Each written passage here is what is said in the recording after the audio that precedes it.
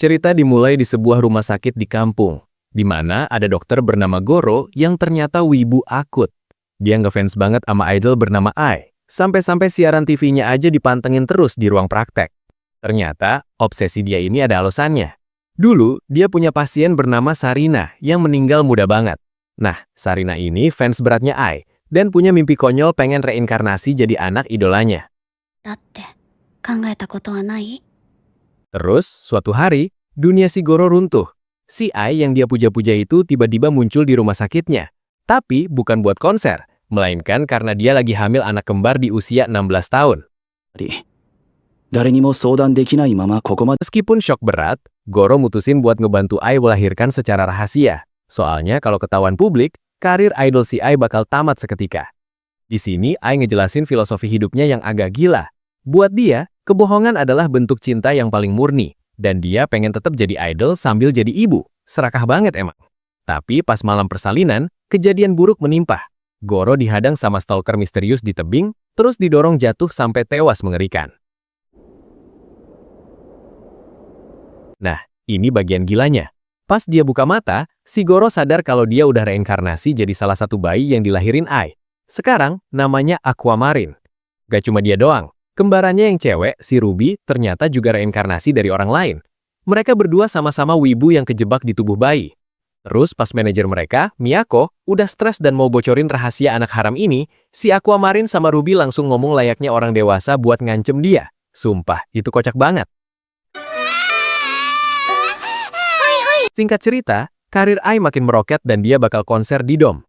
Semuanya kelihatan sempurna, sampai akhirnya hari itu tiba. Si stalker yang dulu bunuh Goro balik lagi. Dia ngetuk pintu apartemen mereka, dan pas Ai buka pintu, dia langsung ditusuk perutnya pakai pisau. Gila sih ini.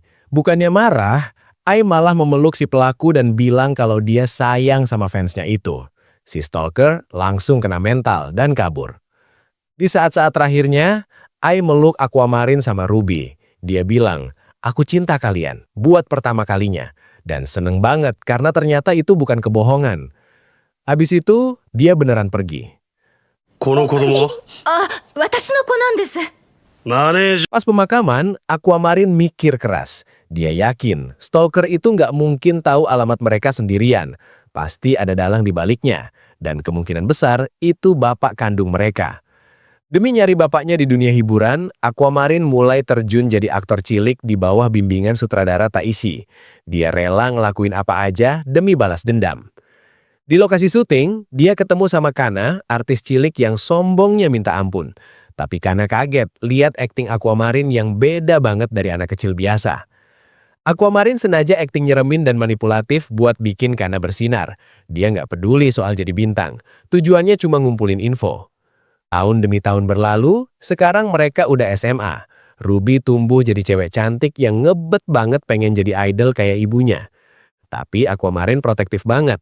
Dia diam-diam nyegah Ruby direkrut agensi abal-abal karena nggak mau adiknya ngalamin nasib yang sama kayak Ai. Akhirnya, Ruby gabung ke agensi peninggalan ibunya yang sekarang diurus Miyako. Dan pas masuk sekolah seni, mereka ketemu lagi sama Kana yang udah gede. Cerita sama si Ruby yang lagi ngebet banget pengen jadi idol. Dia lagi ikutan audisi grup idol gitu. Gayanya udah pede abis, seolah-olah dia bakal langsung keterima. Di sekolah dia curhat ke temennya kalau dia yakin banget bakal lolos. Padahal audisinya udah dia tungguin selama 2 tahun. Dia ngerasa punya bakat nari yang oke, walau nyanyinya agak pas-pasan sih.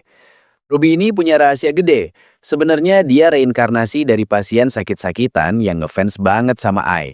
Jadi buat dia, jadi idol itu bukan cuma cita-cita, tapi kayak ngelanjutin jejak ibunya. Tapi abangnya, si Aqua, nggak setuju. Pas sarapan, Aqua langsung nyerocos soal betapa suramnya dunia idol. Gaji kecil, masa depan nggak jelas, pokoknya dia nakut-nakutin Ruby biar nggak jadi idol.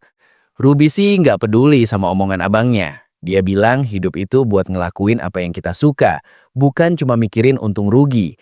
Dia nggak mau hidupnya berakhir tanpa ngapa-ngapain kayak kehidupan sebelumnya. Nah, pas lagi nungguin kabar, tiba-tiba HP Ruby bunyi. Itu telepon pengumuman audisi. Ruby langsung angkat dengan penuh harap. Mukanya udah bunga-bunga banget. Ternyata kabar buruk.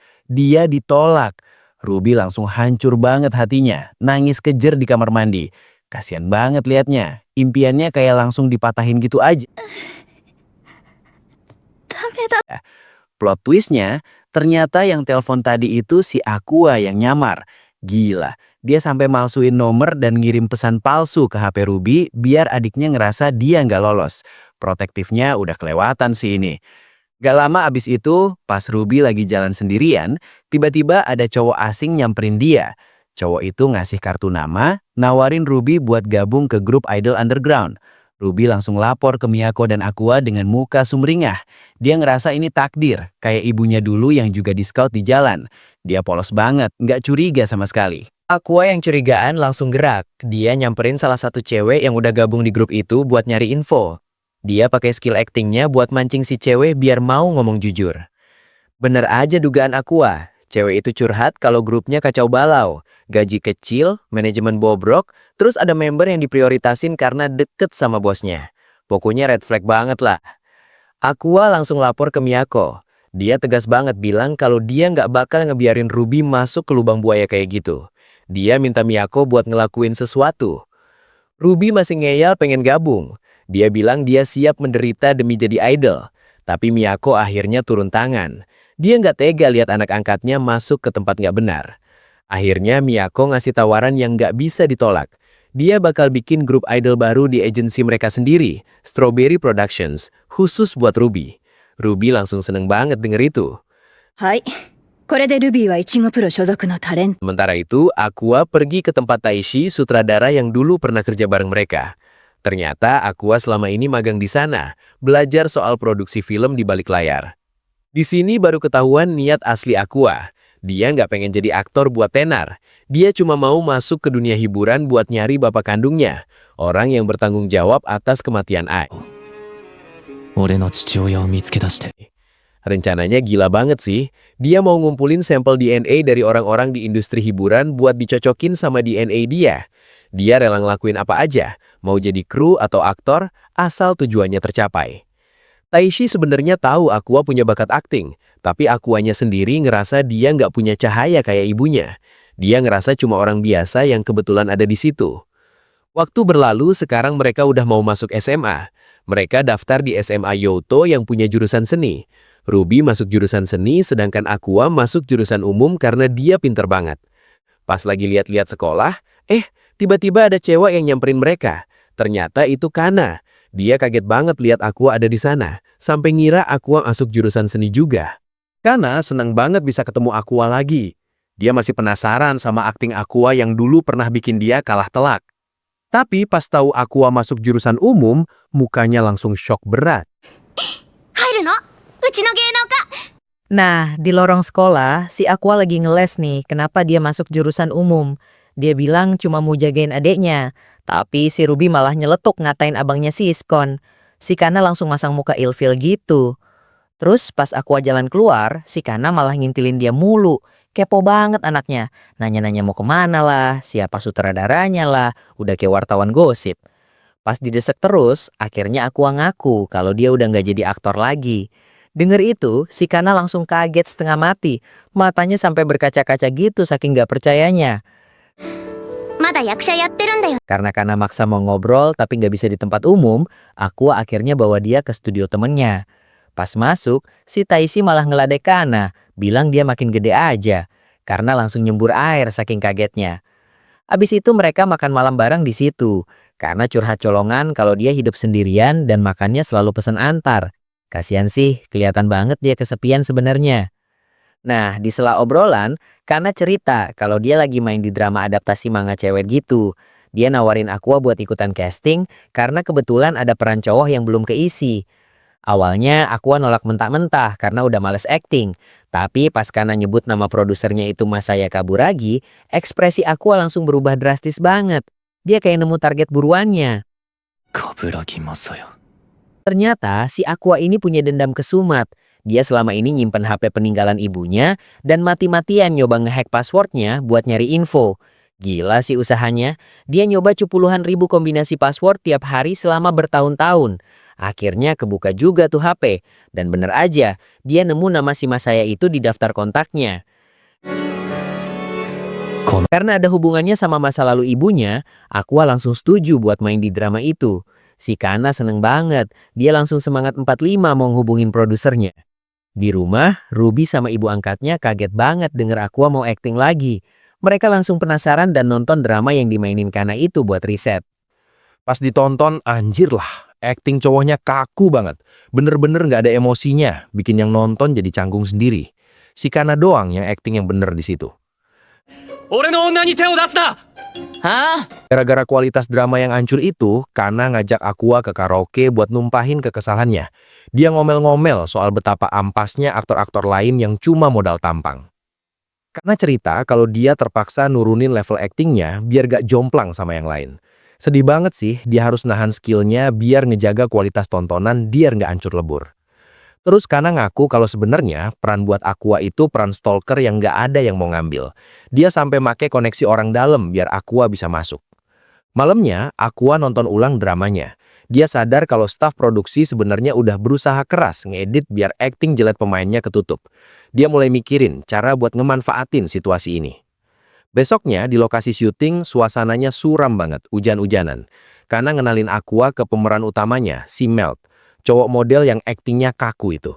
Si Melt ini songongnya minta ampun, gayanya selangit padahal skill nol. Dia ngeremehin banget mentang-mentang lagi naik daun. Aqua sih santai aja ngadepin bocah begitu. Akhirnya Aqua ketemu sama si produser Masaya. Dia natap orang itu tajam banget. Curiga kalau orang ini bapak kandungnya atau setidaknya tahu sesuatu soal kematian ibunya. Kaburagi Masaya. Di dalam hatinya, Aqua udah nyusun rencana licik. Dia mau nyari celah buat ngambil sampel DNA si produser itu, entah dari puntung rokok atau apalah. Pas latihan, Aqua mulai meranin stalker. Aktingnya biasa aja sih, nggak jelek tapi nggak wah juga. Karena kelihatan agak kecewa, tapi lega juga karena Aqua nggak ngerusak suasana. Karena seneng banget bisa kerja bareng Aqua lagi. Dia ngerasa usahanya selama ini nggak sia-sia karena ada temen seperjuangan yang balik lagi ke dunia hiburan.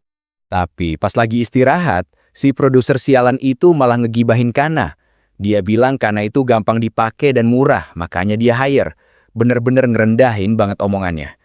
Aqua yang denger semua itu dari balik bayangan langsung panas. Dia nggak terima temennya diinjek-injek gitu sama orang tua bangka itu. Tanpa ragu, Aqua langsung make tudungnya. Matanya nyala, dia mutusin buat ngacak-ngacak itu drama dengan skill aslinya.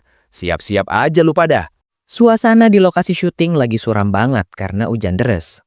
Si Aqua lagi berdiri sendirian di tengah set gudang tua itu.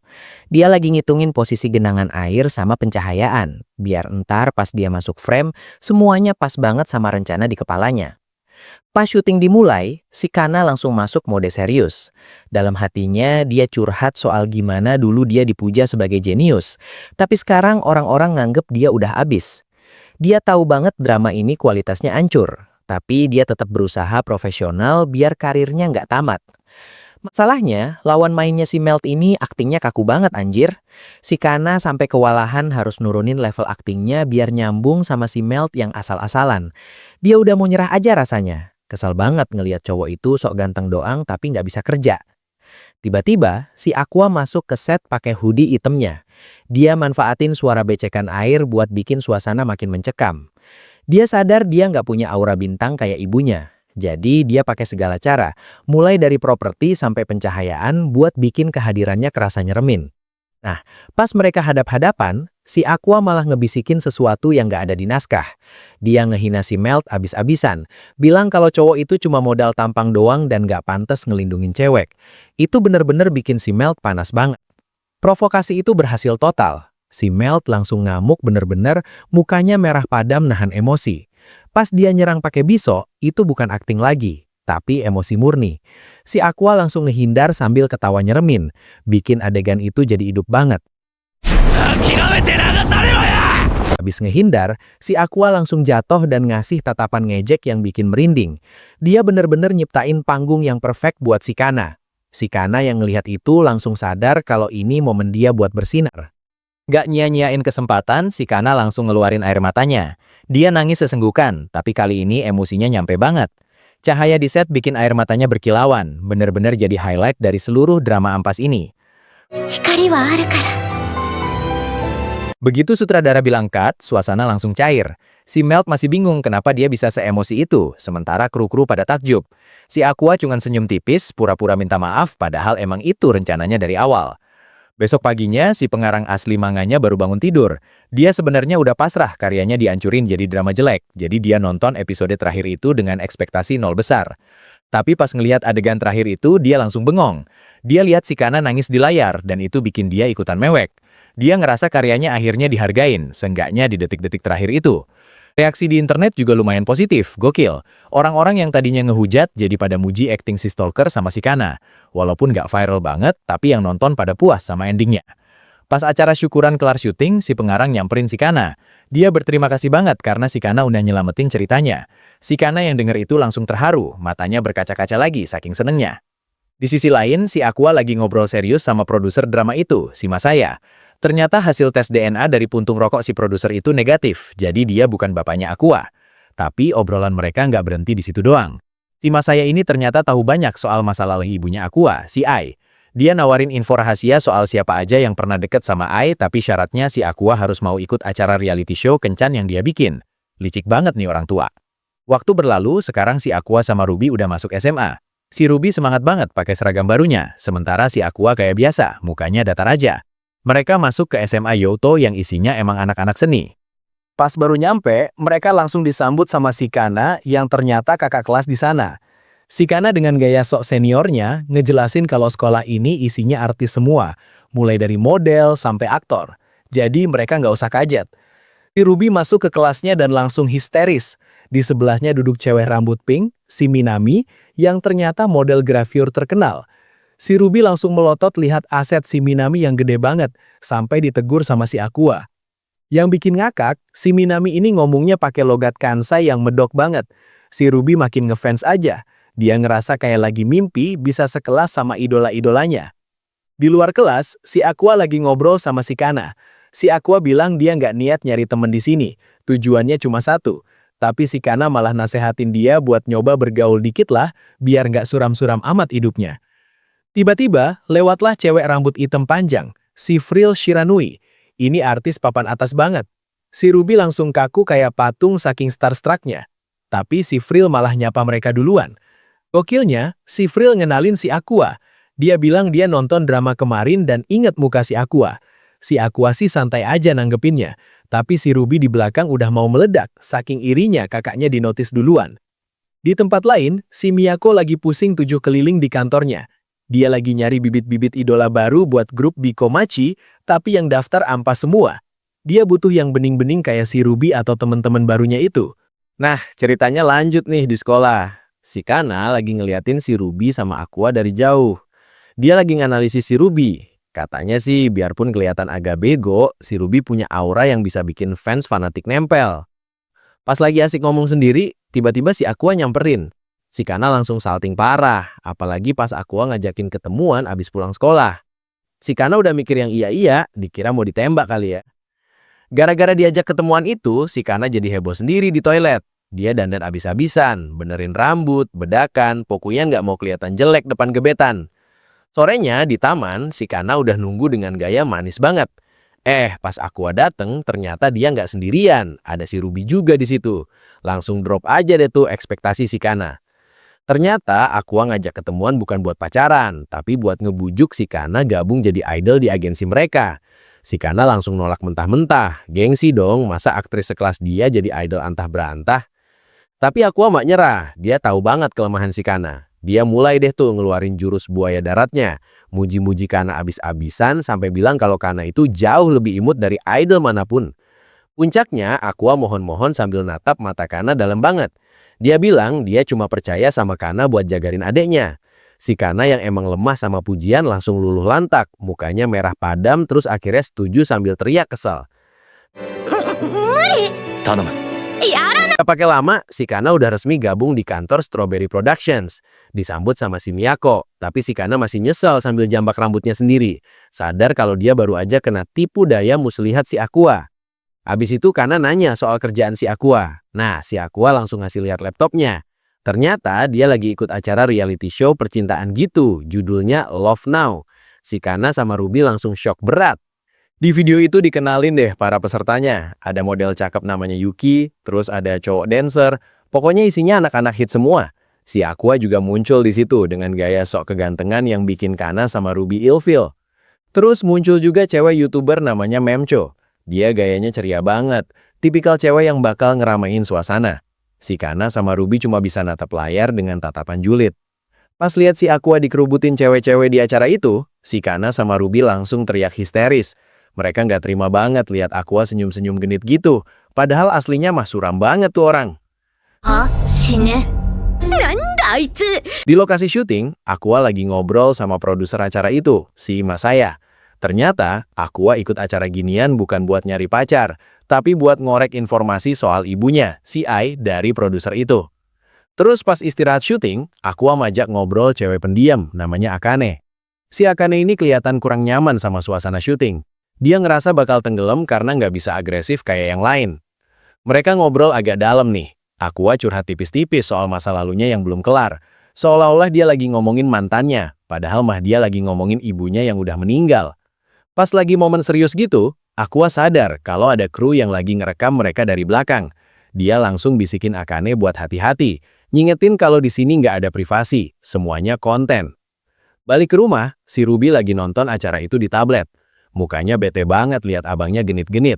Dia langsung bikin aturan sendiri, nentuin cewek mana yang boleh deketin Aqua. Posesif banget emang. Besoknya di kantor, si Kana sama Ruby lagi gabut parah. Aqua sibuk syuting, sementara mereka berdua bingung mau ngapain. Si Kana malah nyuruh Ruby belajar daripada buang waktu jadi idol yang belum jelas nasibnya. Miyako datang bawa kamera. Dia punya ide buat naikin nama mereka lewat internet. Katanya zaman sekarang idol tuh harus viral dulu di medsos biar gampang dapat fans. Gak perlu capek-capek nyebar brosur kayak zaman dulu. Nah, buat ngelancarin rencana itu, Miyako bawa tamu spesial. Tiba-tiba masuk cowok berotot pakai topeng ayam kuning. Namanya Pieyon, YouTuber kondang yang demen banget pamer otot. Si Kana langsung ilfeel lihatnya. YouTube あんまり見ないから。 Ternyata mereka disuruh kolaborasi bikin video bareng Pieyon. Konsepnya mereka harus pakai topeng ayam juga, terus joget-joget gak jelas. Si Kana udah mau nolak, tapi dipaksa demi konten. Mulai deh tuh penyiksaan. Mereka disuruh joget Pieyon Boot Dance selama 1 jam non-stop. Itu gerakan bikin capek banget. Si Kana sama Ruby udah ngos-ngosan parah. Tapi si Pieyon malah makin semangat. Pas udah kelar dan tepar, Pieyon nanya nama grup mereka apa. Karena belum kepikiran, si Ruby spontan aja namain grup mereka Bikomachi, ngambil nama grup ibunya dulu. Akhirnya resmi deh mereka debut di internet pakai nama itu. Cerita geser ke lokasi syuting reality show Imagachi. Suasana lagi tegang banget. Si Yuki nangis kejer bilang mau berhenti dari acara. Katanya dia nggak kuat dibully di sekolah gara-gara seleranya ke cowok-cowok di situ. Cowok-cowok di situ langsung pada panik dong, apalagi si Nobuyuki yang langsung pasang badan buat nahan dia. Padahal aslinya, si Yuki cuma lagi acting sedih doang biar dapat simpati penonton. Gila, manipulatif banget nih cewek. Si Akane yang nonton tayangannya di HP cuma bisa bengong. Dia sadar kalau Yuki itu pinter banget mainin emosi buat bikin drama. Beda banget sama dia yang kaku dan cuma bisa nyatet-nyatet doang. Di sisi lain, si Aquamarine mulai nganalisis peta kekuatan di acara itu. Yuki jelas jadi pusat perhatian. Memcho jadi mood maker. Nah, si Akane ini posisinya paling lemah karena nggak punya karakter yang kuat. Pas di rumah, si Ruby ngomel-ngomel ke Aquamarine. Dia kesel abangnya itu cuma diam doang di acara. Nggak ada usaha buat nyari cewek atau bikin konten. Padahal kan lumayan buat naikin nama. Tapi Aquamarine santai aja. Dia jelasin kalau di reality show itu bohong adalah senjata utama buat ngelindungi diri. Kalau terlalu jujur malah bahaya. Makanya dia milih main aman aja. Singkat cerita, syuting jalan terus. Si Yuki sama Nobuyuki makin lengket dan jadi couple favorit penonton. Sementara itu si Akane makin tenggelam. Bener-bener jadi figuran yang gak dianggap. Gara-gara itu, bos agensinya Akane ngamuk besar ke manajernya. Dia gak terima artisnya cuma jadi pajangan doang. Si manajer yang kena semprot akhirnya nekan Akane buat ninggalin jejak secepatnya. Akane yang polos jadi tertekan banget. Dia ngerasa bersalah dan mikir harus ngelakuin sesuatu yang drastis biar dapat sorotan, meskipun itu bukan sifat aslinya. Di tempat lain, si Kana ngeliat Ruby lagi asik nyari nama sendiri di internet, alias ego search. Kana langsung ngasih warning keras. Katanya itu bahaya banget buat mental artis. Bener aja omongan Kana. Pas Akane nyoba ngecek komentar netizen tentang dia, isinya parah banget. Banyak yang bilang dia ngebosenin, nggak penting, bahkan ada yang biru dia keluar dari acara. Karena udah kepepet, Akane mutusin buat ganti strategi. Dia mikir kalau jadi cewek baik-baik nggak laku, mending dia jadi peran antagonis aja biar dapat perhatian. Pas lagi istirahat syuting, Yuki pamer kukunya yang baru dihias. Sebenarnya dia baik ke Akane, tapi di mata Akane yang lagi stres, kebaikan Yuki itu malah kelihatan kayak lagi ngerendahin dia. Momen fatal pun terjadi. Pas Yuki lagi mesra-mesraan sama Nobuyuki, si Akane nekat nyela. Saking gugupnya, tangan dia malah nyasar dan gak sengaja nyakar pipinya Yuki sampai berdarah. Suasana langsung kaos. Akane panik setengah mati dan minta maaf. Tapi Yuki malah santai aja meluk dia. Yuki bilang gak apa-apa aja. Tapi Akane tahu ini bakal jadi masalah besar. Dan bener aja, pas episode itu tayang, internet langsung meledak. Fans garis kerasnya Yuki ngamuk dan mulai nyerang akun sosmednya Akane habis-habisan. Akane nyoba minta maaf lewat Twitter, tapi itu malah bikin netizen makin beringas. Komentar jahat kayak mati aja lu atau jelek banget sifat lu mulai membanjiri notifikasinya. Mental Akane langsung hancur. Di rumah dia nggak mau makan, bikin ibunya warit banget. Di sekolah juga sama aja. Teman-teman sekelasnya mulai ngegosipin dia di belakang. Terornya makin gila. Sampai ada yang nyuruh dia bunuh diri. Akane udah nggak kuat lagi nahan beban segede itu sendirian. Dia ngerasa dunia bener-bener nolak keberadaan dia. Malamnya pas badai topan lagi kenceng-kencengnya, Akane duduk sendirian di kamar gelap. HP-nya getar terus dapat pesan dari Memcho sama Nobuyuki, tapi dia udah mati rasa. Dengan tatapan kosong, dia jalan keluar rumah nembus hujan badai. Dia jalan terus sampai akhirnya nyampe di bagian jembatan penyeberangan di atas jalan raya. Dia manjat pagar pembatas, siap buat loncat. Pas dia udah lepas tangan dan badannya mulai jatuh ke depan, tiba-tiba ada tangan yang nyamber dia dari belakang. Ternyata itu Aquamarine. Dia narik Akane sekuat tenaga sampai mereka berdua jatuh ke aspal. Gila sih, kalau telat sedetik aja, tamat udah riwayat si Akane. Akhirnya ketangkap juga. Si Aquamarine narik Akane sekuat tenaga sampai mereka berdua guling-guling di aspal yang basah kuyup. Untung banget gak telat. Akane langsung panik parah, napasnya gak beraturan gitu. Aquamarine langsung meluk dia erat-erat biar tenang, sambil bilang kalau dia bukan musuh. Terus Aqua jelasin kalau dia tahu Akane kabur gara-gara dikasih tahu Memcho. Dia langsung ngegas ngatain Akane bego karena nekat mau ngakhiri hidup cuma gara-gara masalah ginian. Dengar itu, pertahanan Akane runtuh. Dia nangis kejer di pelukan Aqua. Gak lama kemudian, polisi datang buat ngamanin situasi. Di tempat lain, si Kana lagi mantau komentar jahat di internet. Dia kelihatan kesel, tapi juga paham banget seberapa kejamnya dunia hiburan buat mental anak muda. Miyako sama Kana lagi ngobrol serius soal bahayanya reality show. Katanya udah banyak banget kasus bunuh diri gara-gara acara beginian. Soalnya yang diserang itu kepribadian asli si artis, bukan aktingnya. Pas di kantor polisi, ibunya Akane datang dan langsung nampar dia sambil nangis. Itu tamparan kasih sayang sih. Si ibu bener-bener hancur lihat anaknya hampir mati konyol. Sementara itu, Aquamarine duduk sendirian di lorong.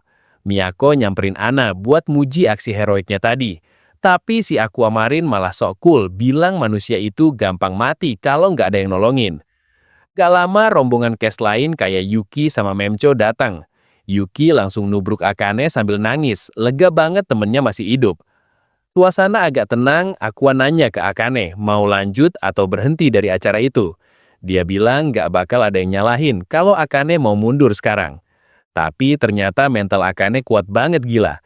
Dia mutusin buat tetap lanjut karena cita-citanya pengen jadi aktris hebat, meskipun dia masih gemeteran ketakutan. Nah, si Aquamarine gak terima temennya dibully satu negara.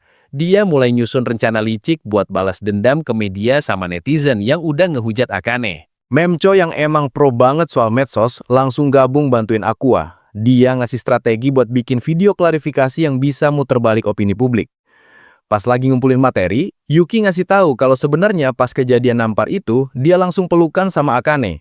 Tapi scene itu dipotong sama editor jahat. Dengar itu, Aqua langsung nyamperin sutradaranya. Dia ngancem bakal bocorin kebusukan produksi kalau mereka nggak nyerahin rekaman asli yang dipotong itu. Abis dapat bahannya, mereka semua begadang buat ngedit video pembelaan Akane. Si Aqua mimpin proses editingnya biar hasilnya dramatis dan ngena di hati orang. Begitu diupload, videonya langsung meledak. Retweetnya nambah gila-gilaan dan komentar jahat mulai ketutup sama dukungan buat Akane. Rencana mereka sukses besar. Akane yang lagi sendirian di kamar nonton video buatan teman-temannya itu. Dia nangis terharu banget karena ngerasa akhirnya ada yang ngerti dan belain dia. Besoknya, Akane udah berani balik ke sekolah tanpa nutupin muka lagi. Teman-temannya, termasuk Memcho dan Yuki, nyambut dia dengan hangat. Terus, Akane nanya ke Aqua, cewek tipe dia tuh kayak gimana? Dia pengen balas budi dengan cara meranin cewek idaman Aqua di acara itu. Aqua langsung deskripsiin sosok Ai tanpa nyebut nama. Dia bilang suka cewek yang senyumnya kayak matahari dan punya pesona misterius. Si Memcho langsung sadar itu ciri-ciri Ai. Akane yang emang genius acting langsung riset gila-gilaan soal Ai. Dia nonton semua videonya, nyatet detail kecil sampai nganalisis psikologisnya. Serem banget fokusnya. Gak cuma nyiru gaya, Akane sampai bisa nebak kalau Ai punya anak rahasia cuma dari gerak-geriknya. Deduksinya ngeri, bener-bener kayak detektif. Pas balik syuting, Akane minta maaf ke semua kru, tapi auranya udah beda banget. Dia udah siap buat meranin karakter barunya. Dan pas kamera mulai muter, Akane ngangkat wajahnya. Anjir, matanya berubah jadi mata bintang persis kayak Ai. Si Aquamarine sampai bengong, kayak lihat hantu ibunya hidup lagi. Nah, lu lihat deh si Akane. Dia lagi fokus banget nyiapin mental kayak lagi kerasukan gitu. Dia bener-bener nyoba ngerubah dirinya jadi sosok lain. Gila sih, pas dia masuk kelas, auranya beda banget anjir. Dia senyum ceria persis kayak Ai, sampai semua orang di situ langsung bengong liatin dia. Reaksi si Aquamarine yang paling parah. Dia sampai nggak bisa ngedip, bener-bener shock berat kayak ngelihat hantu ibunya hidup lagi di depan mata. 何がってそりゃ Nggak cuma tampang doang, cara ngomong sama gerak-geriknya Akane bener-bener duplikat Ai.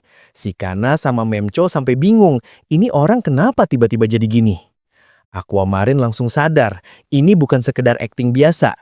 Dia ngelihat karisma gila yang dulu cuma dimiliki ibunya, sekarang keluar dari badan Akane.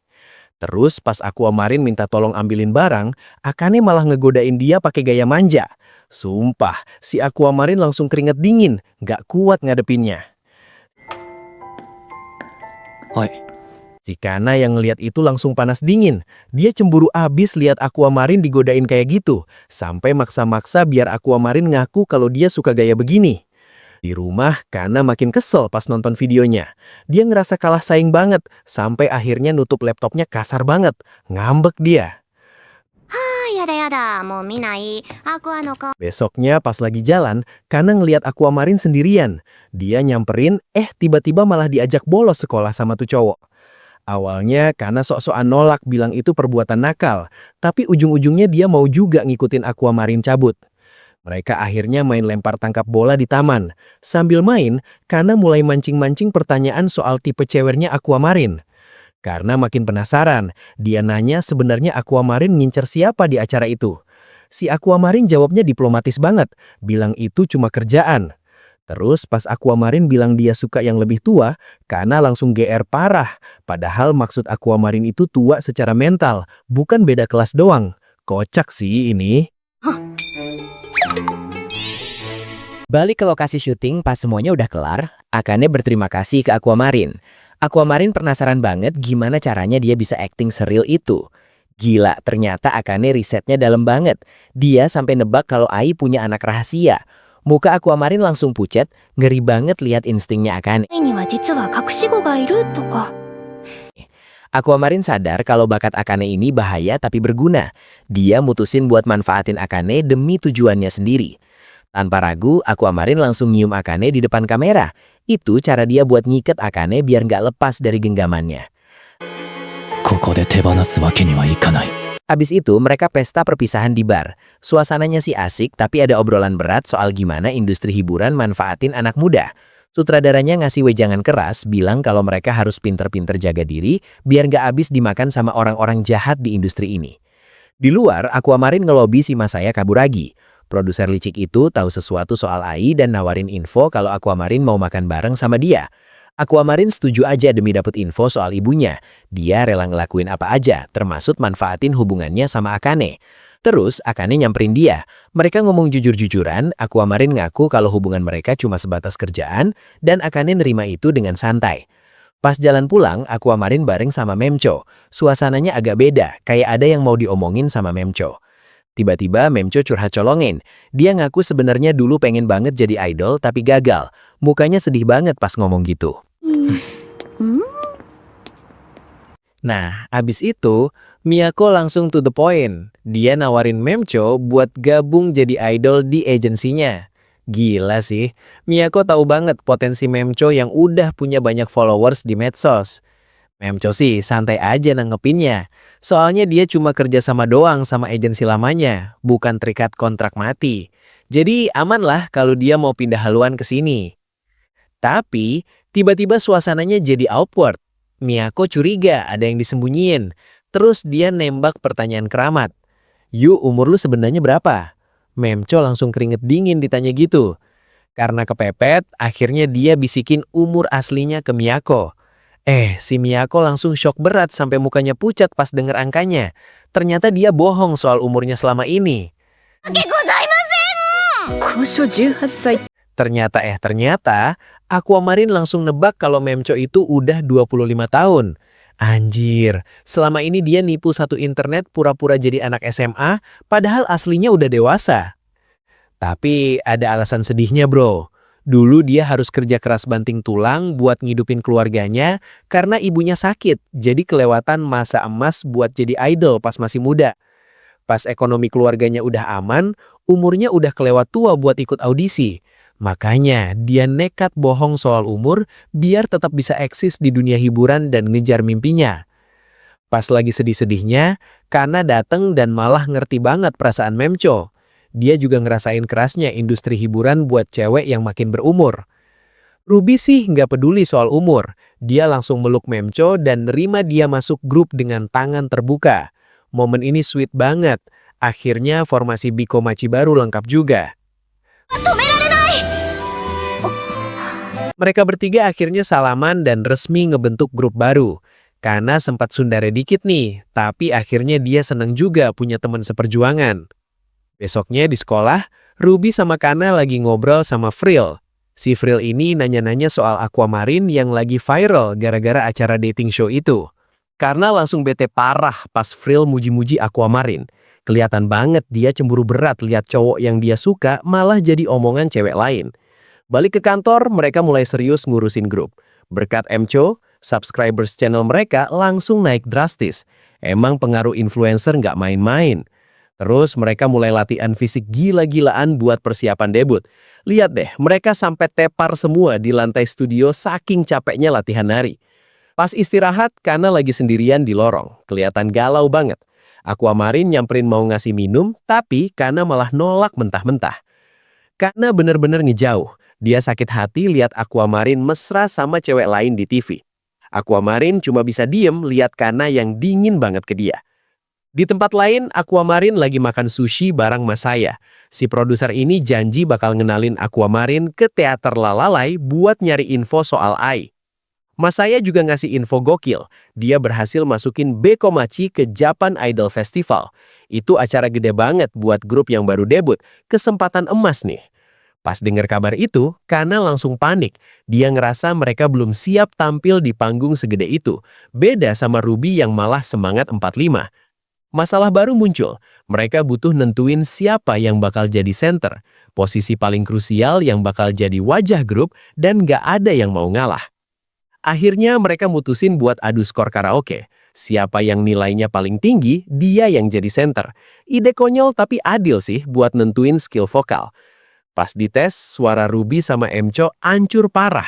Sumpah, fales banget. Skornya cuma dapat 40-an sama 50-an doang. Gak ada harapan buat jadi vokalis utama. Terus, Memcho iseng muter lagu lamanya Kana. Pas videonya mulai, gila sih. Suara Kana berubah total. Dia nyanyi serius banget. Beda jauh sama image-nya yang biasanya ceplas-ceplos. とフォローはせれば盛り上がる Nah, abis karaoke itu, si Ruby sama Memcho langsung nodong Kana buat jadi center. Mereka berdua tepuk tangan heboh gitu, tapi si Kana langsung masang muka datar sambil nolak mentah-mentah. Si Kana ini pinter, dia tahu kalau dia lagi dimanipulasi. Dia ngomel panjang lebar, bilang kalau mereka pasti mikir dia gampang luluh kalau dipuji-puji dikit. Mukanya udah bete banget tuh. Terus, si Memcho sama Ruby malah ngaku dosa. Ternyata pas di karaoke, mereka sempat nonton video klip jadulnya Kana yang judulnya Senam Paprika. Itu aib banget buat Kana, sampai dia malu setengah mati. Tapi Ruby malah muji tulus banget. Dia bilang biarpun lagu pertamanya hancur, lagu-lagu Kana berikutnya makin bagus karena dia latihan keras. Si Ruby natap Kana pakai mata yang berbinar-binar, bikin Kana jadi salting parah. Biar makin yakin, Ruby sama Memcho noba perform di depan Kana. Dan bener aja, pas Kana lihat formasi mereka, dia langsung sadar kalau posisinya emang pas banget di tengah buat ngisi kekosongan vokal mereka. いや、だいぶいいんじゃない Akhirnya Kana nyerah juga. Dia ngacak-ngacak rambutnya frustasi, terus setuju jadi center sambil ngina skill nyanyi dua temennya itu. Dasar tsundere, mulutnya pedes tapi mau bantuin. Gak lama kemudian Miyako datang bawa kejutan. Tiba-tiba muncul cowok kekar pakai masker ayam aneh itu. Itu si Pieyon, YouTuber fisikawan yang bakal ngelatih fisik mereka biar nggak tepar di panggung. Mulai deh tuh neraka latihan fisik. Mereka disuruh lari-lari ngejar si Pieyon sampai napas mau putus. Si Kana, Ruby sama Memcho bener-bener digembleng abis-abisan. Malamnya pas lagi istirahat di balkon, si Pieyon nyamperin Kana. Kana curhat kalau dia sebenarnya nggak pede jadi center. Dia ngerasa nggak pantas ada di posisi itu karena karirnya lagi redup. Tapi si Pieyon ini tahu banget soal Kana. Dia nyebutin semua kebiasaan latihan Kana, bahkan tahu kalau Kana benci paprika. Kana langsung kaget campur seneng. Dia mikir si Pieyon ini fans beratnya Kana. Gara-gara obrolan itu, si Kana malah jadi baper sama si ayam keker ini. Dia senyum-senyum sendiri, bahkan mikir buat ngelupain Aquamarine dan naksir Pieyon aja. Padahal mah... Nah, ini plot twistnya. Pas lagi sendirian, si Pieyon buka topengnya, dan ternyata isinya si Aquamarine. Dia sengaja nyamar biar Kana mau dengerin sarannya tanpa gengsi. 僕は Malam sebelum konser, Kana nggak bisa tidur. Dia heran ngeliat Ruby yang santai banget, padahal resiko gagalnya gede. Kana nanya, kok bisa Ruby sepositif itu? Akhirnya, Ruby cerita masa lalunya yang kelam. Dulu dia sakit parah dan cuma bisa diam di kamar, nggak punya masa depan. Makanya sekarang bisa gerak bebas jadi idol aja udah bikin dia bahagia banget. Besok paginya, Kana bangun dan ngeliat topeng Pieyon geletak di lantai. Pas dia ngintip ke kamar sebelah, dia ngeliat Aquamarine lagi tidur pules. Mukanya langsung merah padam, sadar kalau selama ini dia digebet sama si Aqua. るのか Hari H pun tiba. Mereka sampai di venue Japan Idol Festival. Ruby dan Memcho excited banget ngeliat panggung gede, tapi Kana malah makin tegang. Pas masuk ke ruang ganti, suasananya chaos banget. Sempit, panas, dan penuh sesak sama idol-idol lain. Miyako ngejelasin kalau ini realita idol yang belum terkenal, beda sama artis atas panggang. Kana nyoba sok tegar di depan junior-juniornya. Bilang kalau dia udah biasa. Tapi pas staf manggil buat siap-siap, tangannya mulai gemeteran. Trauma masa lalu Kana mulai ngehantui. Dia ingat momen-momen pas karirnya anjlok, ngeliat bangku penonton yang kosong dan tatapan kecewa orang dewasa. Mentalnya mulai kena nih. Saking takutnya, Kana sampai mau nangis. Dia ngaku ke Ruby kalau dia takut gagal dan bikin grupnya hancur. Tapi Ruby langsung genggam tangan Kana erat-erat, nenangin dia. Berkat dukungan Ruby, akhirnya Kana nemuin keberaniannya lagi. Dia natap ke depan dengan tatapan tajam, siap buat naik ke panggung sebagai idol pendatang baru, Kana Arima. Di belakang panggung suasananya lumayan tegang nih. Tiba-tiba ada cewek dari grup lain, si Mana, nyamperin mereka. Dia basa-basi busuk gitu, padahal aslinya cuma mau nyari cewek lucu buat dipantengin. Sementara itu, di area penonton, si Aquamarine lagi bareng sutradara itu. Si sutradara malah ngoceh panjang lebar soal sejarah nama grup mereka, Bikomachi, yang emang legendaris banget gara-gara Ai. Pas mereka naik panggung, sorakan penonton pecah banget. Tapi si Kana langsung sadar sesuatu yang bikin mentalnya down. Dia ngelihat lautan lightstick di depannya itu warnanya bukan buat dia. Kana mulai overthinking parah. Dia ngerasa terjebak di posisi yang gak enak, kayak cuma jadi karakter sampingan doang. Padahal dia udah berusaha keras, tapi tetap aja ngerasa nggak ada yang lihat dia. Sambil tetap nyanyi dan senyum palsu, dalam hati si Kana tuh sebenarnya lagi teriak. Dia pengen banget ada satu orang aja yang bener-bener ngelihat dia, bukan ngelihat teman-temannya doang. Nah, pas si Kana udah hampir nyerah, tiba-tiba dia ngelihat pemandangan gokil banget. Si Aquamarine dengan muka datar andalannya malah joget heboh banget ngayun-ngayunin lightstick warna putih, warnanya si Kana. Lihat kelakuan si Aquamarine yang absurd gitu, si Kana langsung kaget campur seneng. Dia sadar kalau cowok itu beneran dukung dia, dan itu cukup buat balikin semangatnya yang tadi sempat hilang. Keluar dari venue, mereka langsung cabut naik mobil. Suasananya agak canggung sih, si Kana kelihatan capek banget, tapi juga kayak lagi nahan gengsi gitu pas duduk di belakang si Aquamarine. Gak tahan diem-dieman, si Kana akhirnya nanya pendapat si Aquamarine soal penampilan tadi. Terus dia mulai mancing-mancing topik soal cewek lain, si Akane, buat ngetes ombak. Si Aquamarine jawabnya santai banget, bilang kalau hubungannya sama si Akane itu murni profesional doang buat kerjaan, gak ada bumbu-bumbu asmara kayak yang digosipin orang-orang. Dengar jawaban itu, mood si Kana langsung naik drastis. Dia langsung cengengesan lega, malah jadi ngeledek si Aquamarine yang kejebak settingan reality show. Kelihatan banget senangnya anjir. Di tempat lain, si Akane lagi dapat kabar bagus dari bos agensinya. Dia dapat tawaran kerjaan baru yang bakal bikin dia ketemu lagi sama si Aquamarine. Jelaslah dia seneng banget. Balik ke kantor agensi, si Kana masih penasaran sama satu hal. Dia nanya kenapa si Aquamarine sampai niat banget nyamar jadi ayam kekar pas latih mereka kemarin. Si Aquamarine dengan entengnya bilang kalau dia terpaksa nyamar karena si Kana nggak mau ngomong sama dia waktu itu. Si Kana langsung salting parah, malu sendiri karena ketahuan ngambeknya. Gak lama abis itu, kita lihat si Masaya lagi makan bareng produser teater, si Sumiyaki. Mereka lagi ngomongin proyek gede, adaptasi panggung dari manga hits Tokyo Blade. Mereka butuh pemain-pemain muda yang berbakat buat ngisi peran utamanya. Si Masaya langsung kepikiran buat nyeret si Aquamarine sama si Akane masuk ke proyek ini. Terus si Masaya ngasih info penting ke si Aquamarine.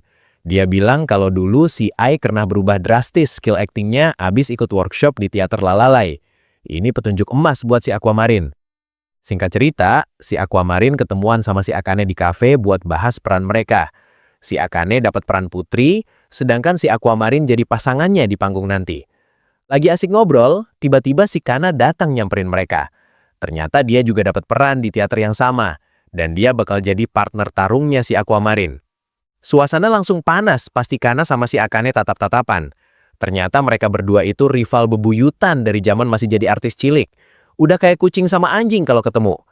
Mereka langsung adu mulut, saling pamer pencapaian dan nyindir satu sama lain. Si Kana nggak mau kalah, si Akane juga nggak mau ngalah. Si Aquamarine cuma bisa nyimak di tengah-tengah mereka. Di akhir cerita, si Aquamarine ini natap keluar jendela dengan tatapan dingin. Dia tahu kalau masuk ke dunia teater ini adalah langkah besar buat nemuin dalang di balik kematian si Ai. Dia udah bulat tekadnya, gak peduli seberapa kotor atau bahaya caranya, dia bakal ngancurin siapapun yang udah bikin hidup keluarganya hancur. Gila, merinding gue liat matanya.